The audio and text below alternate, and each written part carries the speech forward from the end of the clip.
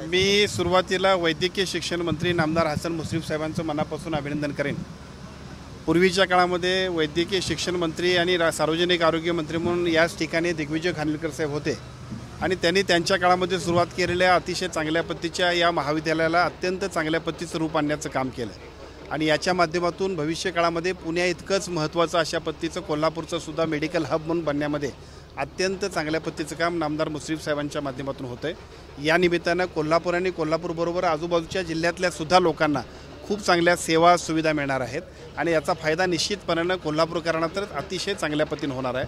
पालकमंत्री म्हणून आणि या जिल्ह्यातला एक कार्यकर्ता म्हणून निश्चितपणानं या सगळ्या कामाला अधिक लवकर पूर्ण होऊन लोकांच्या सेवेत पूर्ण होण्यासाठी सुद्धा निश्चितपणानं आदरणीय मुश्रीफ साहेबांच्या नेतृत्वाखाली हे पूर्ण होईल आणि लोकांना खूप चांगला फायदा त्याचा होणार आहे।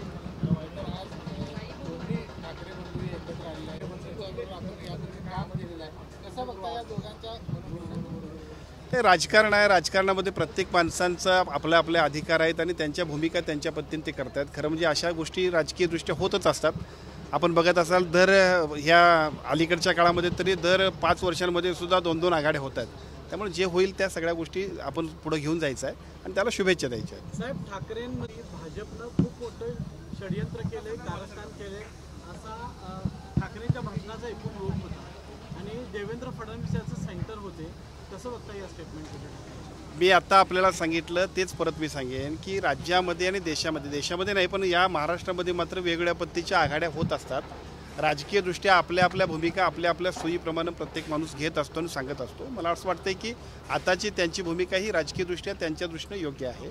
आता राहिला भाग दुसरा की याच्यामध्ये देवेंद्र फडणवीस साहेबांना टार्गेट करायचं ते करावंच लागेल, कारण राज्याच्या सेंट्रल पॉईंटवर मुख्यमंत्री म्हणून ते आहेत। मुख्यमंत्र्यांवर ॲलिगेशन केल्याशिवाय त्यांना कसं पुढे जाता येईल? त्यामुळे नाही, त्यांचा ॲलिगेशन करून त्यांना दोष देऊनच पुढे जावं लागेल, त्या पद्धतीने जाता येईल। उपमुख्यमंत्र्यांना सुद्धा भेट केलं उद्धव ठाकरेंनी, तर याकडे तुम्ही कसं बघता? काल जय गुजरातचा नारा दिला, याच्यावरून सुद्धा त्यांनी समाधान घेतलं। राज्याच्या मुख्यमंत्र्यांबरोबर दोन्ही उपमुख्यमंत्री या सगळ्या सत्तेचे केंद्रबिंदू आहेत। साहजिकच एका बाजूला केंद्रबिंदू असताना त्यांच्यावरती टार्गेट करून बोलण्याशिवाय विरोधकांना काम नाही आणि मला असं वाटतं की त्याच भूमिकेतनं त्यांनी हे सगळं सांगितलं असेल।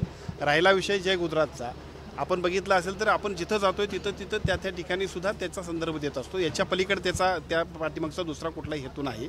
मला असं वाटतं की ते बात का बतंगड ज्याला म्हणतोय तशा पद्धतीची काही जी भूमिका आहे त्या भूमिकेकडे आपण दुर्लक्ष करणं आणि काम करणं महत्त्वाचं आहे।